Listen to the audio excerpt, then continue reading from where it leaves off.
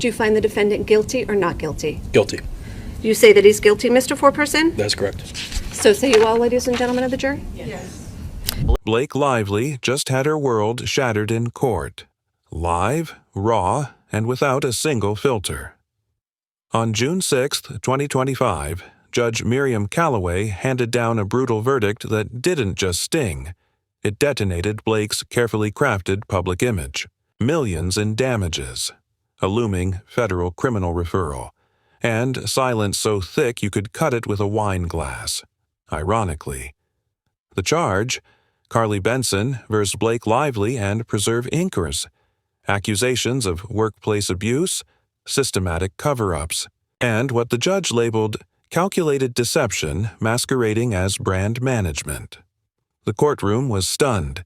Blake's picture-perfect Instagram persona, vintage cocktails, curated captions, soft lighting, crumbled in real time.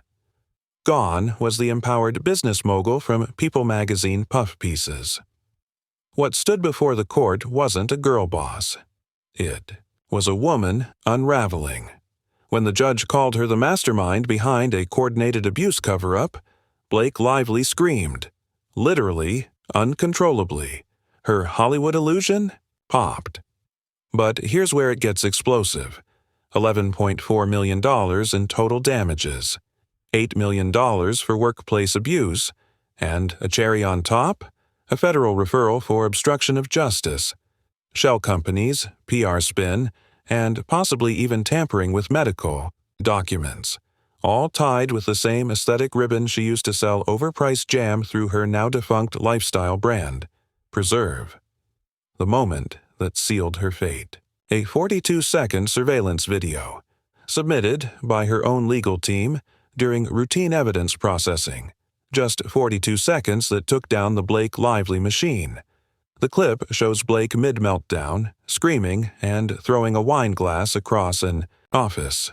It shatters, then blood. Real blood. Carly Benson's blood. Blake stood up in court and shouted, "It's fake! It's all fake!" But the judge wasn't buying it. Forensic experts confirmed the footage was authentic. The timestamp? January 13, 2016. Blake's former security chief backed it up. No edits, no tampering, no more plausible deniability.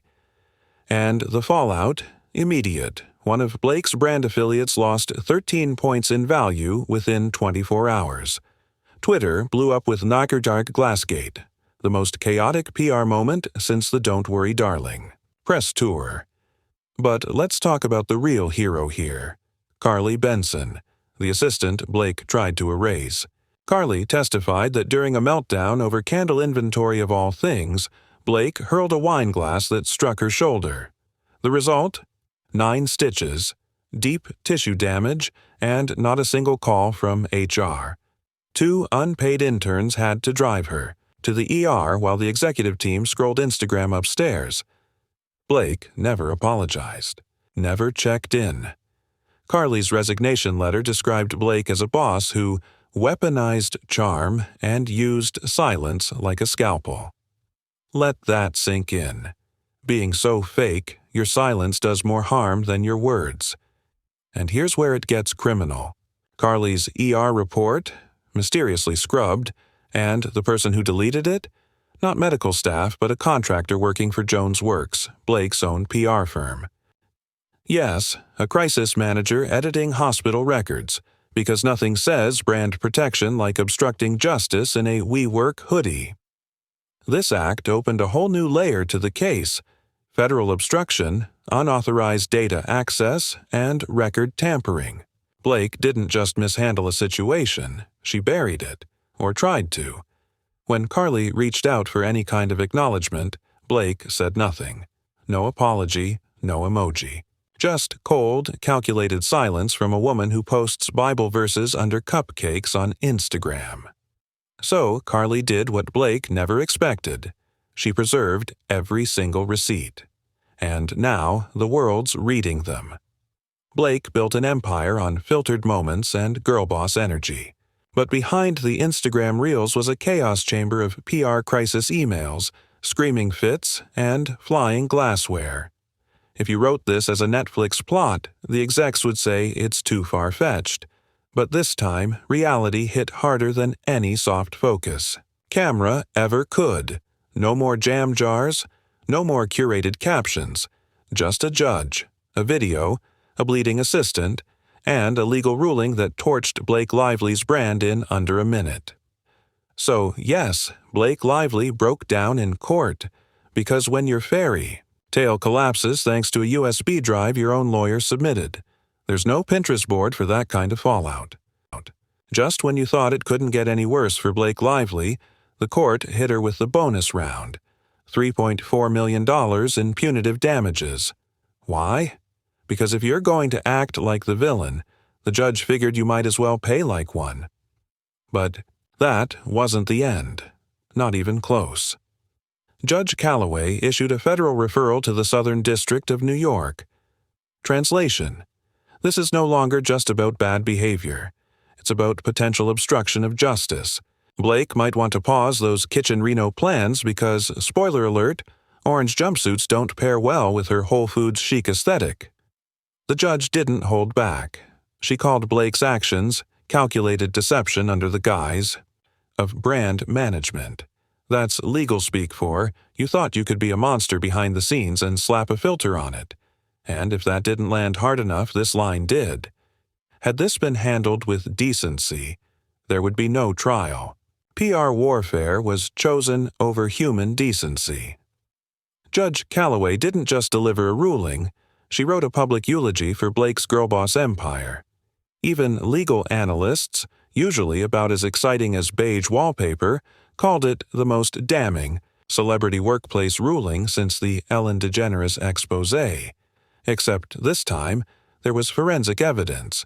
You know it's bad when you get compared to Ellen and still come out looking worse. And now, let's talk money. Because Blake's clean girl image, turns out it was funded by some filthy accounting. A financial audit uncovered a smoking gun. $228,000 in consulting payments, routed to a company called CB Holdings, founded just 2 weeks after Carly's ER visit. The initials? CB, as in Carly Benson. Coincidence. Blake's team would love for you to believe that. Carly, however, denied any involvement, and there were no contracts, no invoices, no record of any actual consulting work.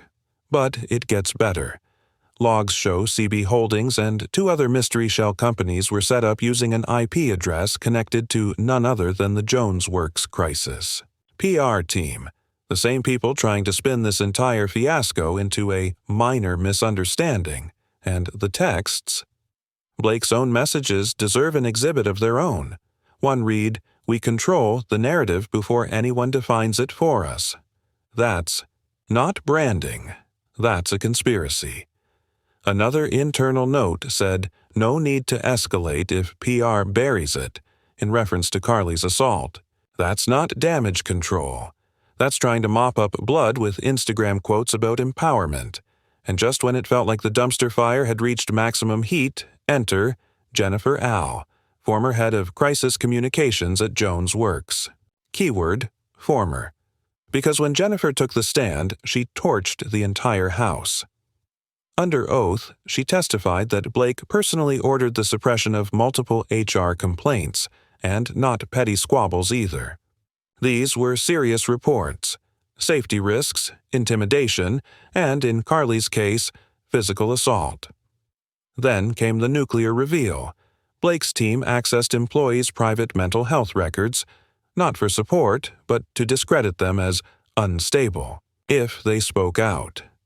Jennifer described the strategy as digital warfare on victims. Let that sit for a second. One email, submitted as evidence, literally read, "If Carly flips, we flip it back on her." That's not PR. That's psychological warfare in a flower-wrapped Pinterest wrapper. And Blake wasn't just aware. She was the architect. Jennifer had the receipts, emails, Slack logs, internal memos, timestamps. This wasn't a crisis. It was a campaign, strategic, cold, and deliberate. Now, while Blake was out here throwing wine glasses and dropping puff pieces about how her mom inspires her creativity, guess who was quietly watching this firestorm brew? Ryan Reynolds. Yep, Mr. Deadpool himself, king of sarcastic voiceovers and aviation gin ads. Emails presented in court showed Blake texting him 48 hours after Carly's injury with the now infamous line, "Handled it. PR will keep ER stuff buried. No need to escalate." Like she was rescheduling a dentist appointment, not dealing, with a bleeding assistant and a deleted hospital record. Now, Ryan hasn't been named in the lawsuit yet, but insiders say he's high on the subpoena shortlist for the financial misconduct phase, and at this point, that subpoena might hit his inbox before his next AI-generated tweet does. And speaking of timing, let's not forget Ryan's upcoming movie, Animal Friends, originally set to release in October 2025. If this scandal keeps unraveling at this pace, the only friends showing up might be lawyers and federal investigators. Then came the court drama, and suddenly it's been pushed all the way to May 2026. You know, what else was pushed? Every brand that doesn't want to touch this radioactive circus with a 10ft pole. 3 major partners quietly hit pause on their endorsements, with aviation gin citing "get this PR sensitivities."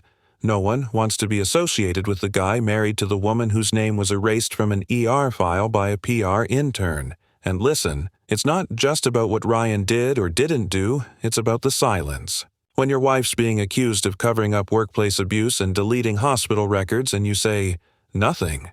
Nothing," you don't get to play the "just a bystander" card.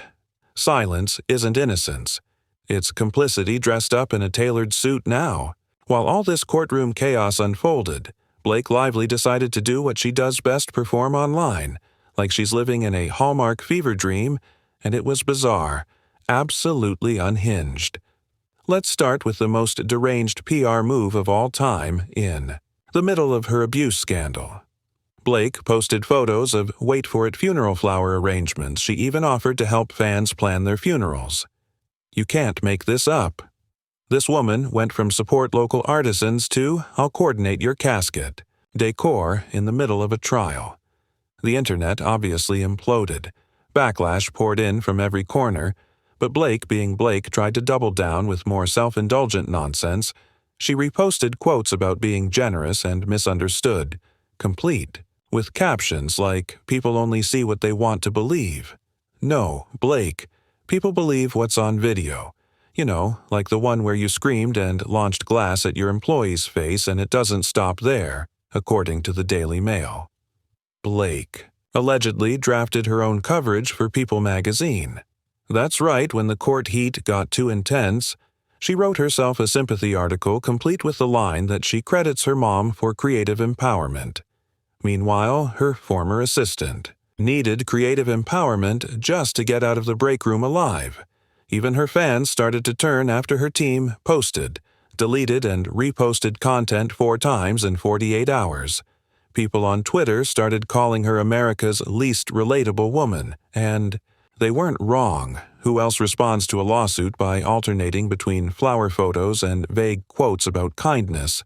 But the piece de resistance, the PR flood tactic, her team strategically buried the bad press by planting puff stories about Ryan Reynolds buying a sailing club with Hugh Jackman. Yes, because nothing says "I'm totally innocent," like a yacht club bromance in the middle of a court meltdown while Carly Benson was being dragged into witness hearings and trauma therapy. Blake's PR team was pitching headlines like "Ryan set sail for new horizons." It was like watching a desperate magician try to pull attention away from a flaming stage by pointing at a glittery distraction, but no one bought it. Because when your brand's last defense is flower picks and yacht clubs, the illusion's dead, and just when you think it couldn't get any worse, it did, Judge. Callaway delivered a closing statement that didn't just shut down the courtroom, it shut down Blake's career word. The judge said, "Accountability isn't optional just because you're famous." She then followed it up with the knockout punch. This was no accident. This was a blueprint for a racer. A blueprint, not a mistake. not a misunderstanding, a blueprint. Blake Lively is now facing civil penalties, a pending federal investigation, and possible industry blacklistings that means the red carpet might be rolled up for good. Multiple production contracts have been paused. Indefinitely, Betty Boo's has been yanked off the shelves by several major retailers, and perhaps most painful of all, her bestie Taylor Swift has gone completely silent, still hasn't responded, not a word, not a repost. Cold. Meanwhile, Carly Benson, she's doing what Blake never could, turning pain into something real. Carly has launched a non-profit for corporate abuse survivors, and in just 48 hours it raised $1.3 million. That's what happens when people believe your story, when they see you, when they know you're not hiding behind filters and fluff pieces. And Blake, her last words in court captured on record were, "This is a smear campaign. I'm the real victim." Of course she said that. Of course the woman who made her assistant bleed and tried to delete the evidence thinks she's the one who suffered. Classic Blake. Always the main character even when she's the villain. What made this trial even more surreal wasn't just the evidence, it was the sheer spectacle of it all. The courtroom felt less like a legal chamber and more like a live-streamed celebrity takedown. Every time Blake walked in, reporters jostled for a glimpse. Sketch artists practically turned into paparazzi, and you could hear gasps ripple through the audience every time a new document was unsealed. Lawyers weren't just arguing legal theory, they were performing for the front row. One legal analyst even compared it to a high-stakes Broadway tragedy where the lead actress didn't realize she was also the villain. The prosecution's tone was surgical, cold, precise, devastating. They didn't yell, they didn't rant, they dropped receipts like bombs. Meanwhile, Blake's defense team looked like they were on the verge of quitting mid-sentence. Rumors swirled that 2 associates from her legal team walked out during prep the night before the verdict, refusing to protect a client who thinks good lighting is a substitute for accountability. When a courtroom turns into an arena, only one thing matters: evidence, and in this case it did all the shouting. Blake couldn't silence, but here's the thing. When the gavel drops and the headlines stop spinning, there's no director yelling, "Cut." No script to rewrite, no lighting team to soften the truth. There's just the wreckage, and this time it's hers. And if you think this courtroom drama is over, think again. Subscribe now so you don't miss the next twist.